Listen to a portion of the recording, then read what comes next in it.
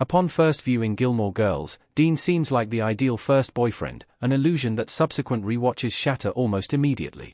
Dean was sweet, attentive, and, at least at first, appeared to be the safe, supportive choice for Rory Gilmore. As Stars Hollow's resident tall, floppy-haired heartthrob, Dean quickly won over fans in the early 2000s.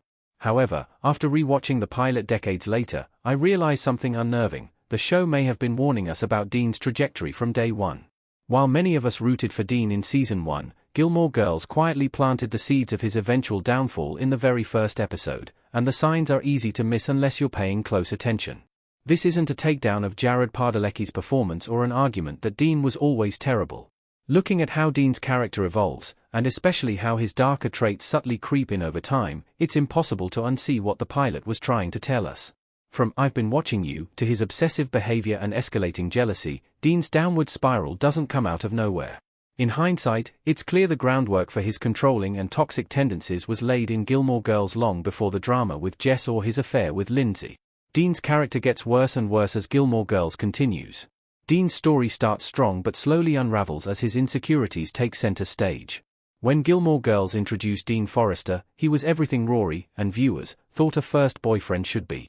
He was kind, grounded, and had that charming, wide-eyed fascination with Rory's bookish personality. However, Dean in Gilmore Girls didn't stay that way. His character quickly shifted from sweet to smothering, especially as Rory began growing and changing. Dean was initially supportive of her ambitions, but over time, his resentment toward her evolving identity became clear. By Gilmore Girls Season 2, Dean's jealousy rears its head, particularly when Jess Mariano enters the picture. Suddenly, Dean isn't just Rory's boyfriend, he's her emotional gatekeeper, constantly monitoring who she spends time with and how much attention she gives them. His discomfort with Rory's intellectual world becomes more apparent, and it starts to feel like Dean isn't interested in growing with her, he just wants her to stay the same. The more Rory matures, the more threatened Dean becomes. Dean's lowest point arguably comes in Gilmore Girls Season 4, when he marries Lindsay but continues pining for Rory. His eventual affair with Rory, despite being married, solidified his fall from grace.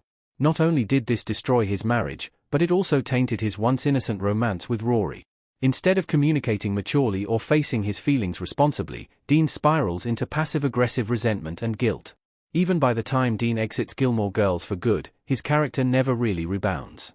Unlike Jess or Logan, who at least attempt growth, Dean remains stagnant. He doesn't try to understand Rory's ambitions or change his own worldview.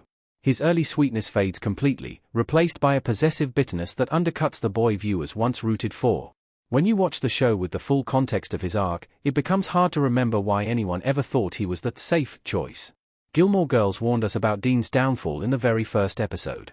Dean's "not creepy" line in the pilot hinted at exactly who he would become later. Rory crying on Dean's shoulder in Gilmore Girls. Dean in Gilmore Girls was introduced as Rory's tall, sweet, seemingly respectful first love, someone safe and grounded, especially compared to the chaos of her future relationships. However, on a closer rewatch of the Gilmore Girls pilot episode, Dean's introduction isn't as harmless as it seemed in 2000. In fact, it contains one moment that now plays like a flashing red warning light: "I've been watching you." It's a line that many fans brushed off at the time, especially with how casually Dean delivers it, but in retrospect, it's impossible to ignore how unsettling it actually is.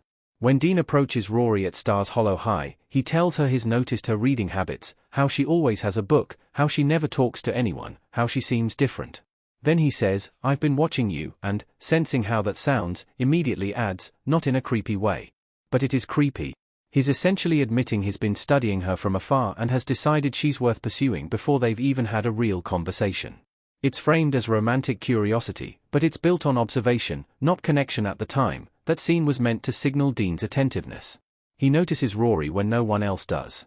But rewatching it after seeing where his character arc goes, it feels a lot more like the beginning of a pattern. Dean doesn't fall for Rory because of who she is, he falls for the version of her he's created in his head. When she inevitably grows beyond that version, he doesn't handle it well.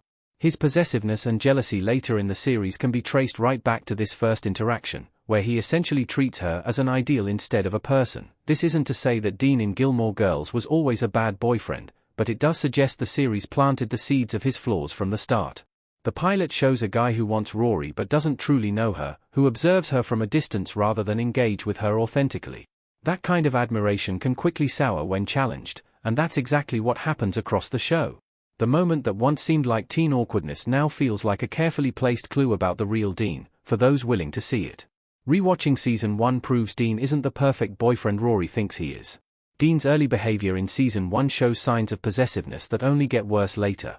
Rory and Dean in Gilmore Girls 2-1. When you revisit Gilmore Girls Season 1, it's easy to see why Rory falls for Dean. He's the sweet new guy who gives her a handmade bracelet, builds her a car, and listens to her talk about Tolstoy.